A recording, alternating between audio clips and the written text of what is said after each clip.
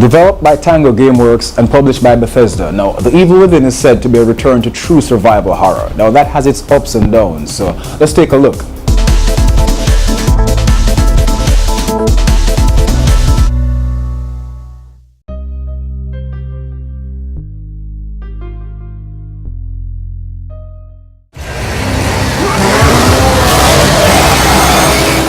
A game made by the original creator of Resident Evil, The Evil Within takes us back to the true hardcore era of survival horror. But here's the thing, in my opinion, devs have yet to grasp certain basic understandings of this concept. I honestly don't know. Now, because this is a survival game does not mean your character is automatically a handicap. Yes, this is my biggest problem with the survival genre, stretching as far back as the first Silent Hill. Not to say this is a bad game, it just seems like the word survival somehow got misinterpreted over time or lost in translation. Let's dissect this monster.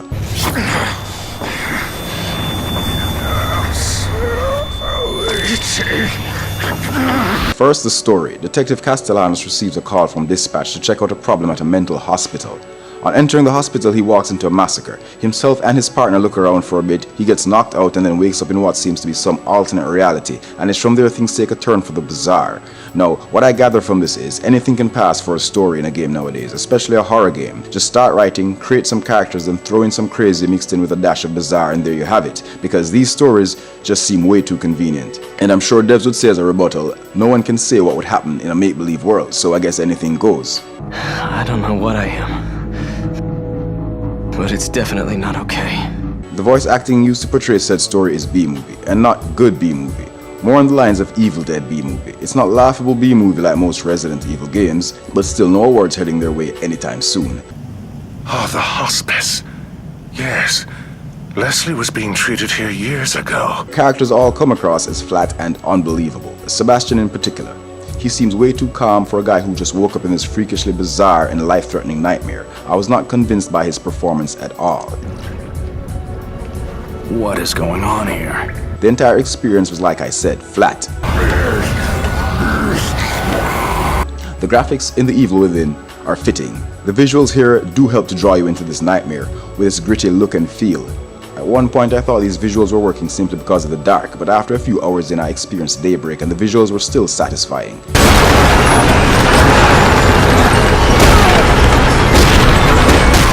The controls in this game, however, are disappointing and has me thinking. Is this a Shinji Mikami thing, as the original Resident Evil games all had questionable controls? Come to think of it, to this day the controls in Resident Evil games are bad. I recently completed Resident Evil Revelations on the Wii U, and as much as I enjoyed it, the controls were definitely without a doubt the weakest part of the experience. This is not good.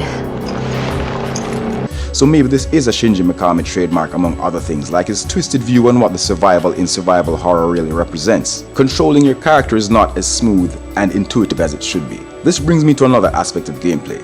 The game for some parts, especially when you just start out, requires stealth. A lot of stealth. But again, we experience a game that should be stealthy but is not designed for stealth. Shinji should have played more Splinter Cell or Hitman. You can't hide properly behind any form of cover and peek out as you so desperately need to. No. You can crouch and walk quietly, but that mechanic just makes the game feel incomplete. In this day and age, a game like this needs a proper cover system. Right, I know this isn't Gears of War or Uncharted, but it needs it just as much, if not more. Then there's the camera. Again, why does it seem like not only did the developers return to true survival horror, but also return to all the flaws of yesteryear's survival horror games as well? The camera needs refinement, as do the controls.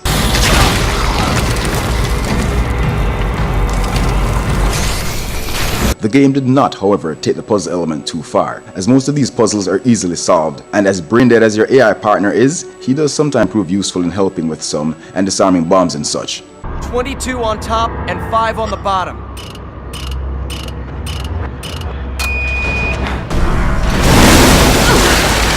With all the handicaps this game has forced on you through your character, there is an upgrade system. You're able to upgrade your skills, weapons, and overall inventory through using this currency, a green liquid in a jar called green gel. But even with these upgrades, the game still feels uncomfortable, unintuitive.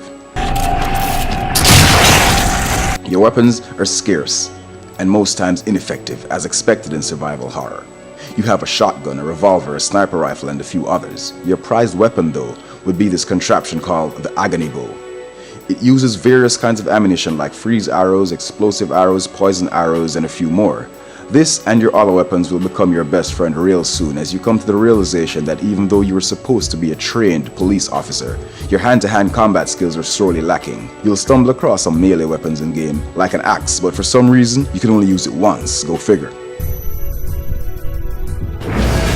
The Evil Within is a difficult game, but difficult for the wrong reasons. It feels like entering a gunfight with a spoon. Okay, maybe not that bad, but it is definitely an unbalanced experience. All devs had to do was to give you a more usable character in more user-friendly environments. Because think about it, not because the game is survival horror, means your character is immediately mentally and physically challenged. This isn't like the guy in Silent Hill who was presented as an average person. Your protagonist is a police officer. Now while that doesn't immediately make him super cop, he should be able to handle himself better, a lot better. Do stuff like break off an old rusty pipe or piece of furniture and go to town on some of these ghouls. Think about it, and if you can't imagine it, then go play some Condemned. This is what I mean when I say the devs took this whole survival horror thing the wrong way. This guy can barely run for 5 seconds without an upgrade, which helps very little. And when he runs out of breath, oh my, you would think this was a fat guy running up a flight of stairs whose only real worry was not making it all the way to the top. With all these monsters running after you, you would wonder where this guy finds the time to stop and relax while he gets his breath back. No, if that was me or any other well-thinking person, I'd have to run till my lungs explode. But no, not this guy.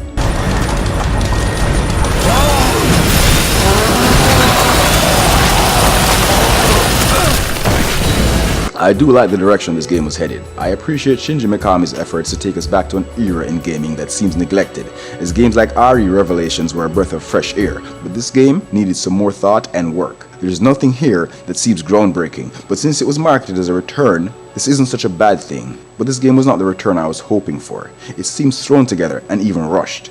It was a chore to play through this game. With a lazy story, bad voice acting, clumsy controls, the lack of any kind of real stealth mechanic, an iffy camera, and all-around unbalanced, uninspiring gameplay, I can't in good conscience give this game anything more than a 6 out of 10. What the fuck?